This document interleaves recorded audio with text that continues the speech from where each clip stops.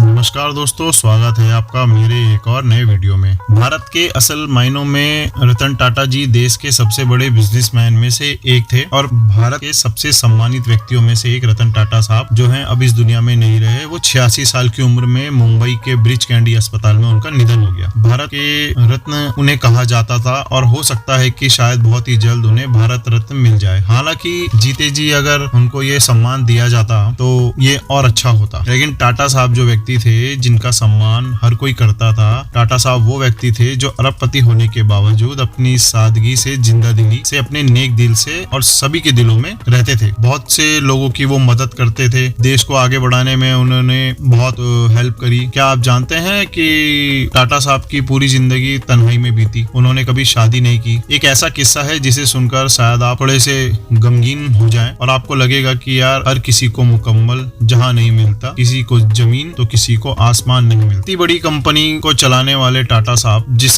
जिस कंपनी का आपके रसोई में इस्तेमाल होने वाले नमक से लेकर आसमान में सैर करने वाली फ्लाइट तक टाटा साहब की देन होती है, जिसे हर आदमी इस्तेमाल करता है, लेकिन जो टाटा साहब थे वो अकेले रह गए। टाटा साहब ने कभी शादी नहीं की। यह सवाल कई बार उनको लेकर गुजरा है, कई बार उनसे पूछा गया है, लेकिन इसका जवाब आज हम आपको देंगे कि सबसे बड़ी वजह थी उनकी शादी ना करने की, इंडिया चाइना वॉर। वह वजह जिसकी वजह से टाटा साहब ने कभी शादी नहीं करी। रतन टाटा जी ने पूरी जिंदगी अकेले गुजारी, कभी शादी नहीं करी, लेकिन ऐसा नहीं है कि कभी उन्हें प्यार नहीं हुआ। प्यार हुआ, बात शादी तक भी पहुंची, लेकिन फिर कुछ ऐसा हुआ कि शादी ना करने का फैसला किया रतन टाटा जी ने। और एक बार अपनी निजी जिंदगी के बारे में बातचीत करी थी उन्होंने और अपनी प्रेम कहानी का जिक्र किया था। टाटा सन्स के पूर्व चेयरमैन रतन टाटा जी जब अमेरिका के लॉस एंजलिस में पढ़ाई कर रहे थे, तब पहली बार उन्हें प्यार हुआ था। रतन टाटा जी ने अपने प्यार के बारे में बताया कि वह अच्छा समय था, मौसम काफी खूबसूरत होता था, लेकिन तभी इंडिया चाइना वार प्यार का दुश्मन बन गया। रतन टाटा जी ने बताया कि लॉस एंजलिस में एक लड़की से उन्हें प्यार हुआ था। मन ही मन उन्होंने फैसला किया कि शादी करेंगे। इस दौरान खबर पहुंची कि रतन टाटा जी की दादी की तबीयत बहुत खराब है। वह अपनी दादी से पिछले 7 सालों से नहीं मिले थे, तो लॉस एंजलिस से उन्हें अपने घर जाना पड़ा। दादी की खबर सुनकर इंडिया लौटे रतन टाटा ने कहा कि मैंने सोचा था कि जिससे मैं शादी करना चाहता हूँ वह मेरे साथ भारत आएगी, लेकिन 1962 में इंडियन चाइना वॉर की वजह से लड़की के माता पिता इस शादी के लिए राजी नहीं हुए और रिश्ता टूट गया। रतन टाटा जी ने 1991 में टाटा सन्स के चेयरमैन का पद संभाला और 2012 में रिटायरमेंट लिया। अरबों रुपए उनके नाम रहे, लेकिन मोहब्बत जो है वह उनकी पूरी नहीं हो पाई। हालांकि टाटा साहब सच्चे प्यार की मिसाल जरूर बन गए। अरबपति होने के बावजूद रतन टाटा साहब ने मोहब्बत न मिलने की वजह से जिंदगी कुंवारी गुजारी। पहले प्यार की याद में जिंदगी काट दी और अपनी जवानी जो है पूरी टाटा ग्रुप की सफलता को ऊंचाइयों पर पहुंचाने में उन्होंने लगा दी। जिनके आज न होने से सारी दुनिया कह रही है यार सच्चा प्यार जो है ना वह केवल एक ही बार होता है, बार बार नहीं होता है। टाटा जी ने ये प्रूफ कर दिया। अपनी प्रेमिका से रिश्ता टूटने के बाद फिर कभी प्यार की तलाश नहीं करी, क्योंकि शायद वह जानते थे कि किसी और से प्यार नहीं कर पाएंगे। मौजूदा दौर में जहां हम सबका विश्वास प्यार से टूट रहा है, जब लोग अलग अलग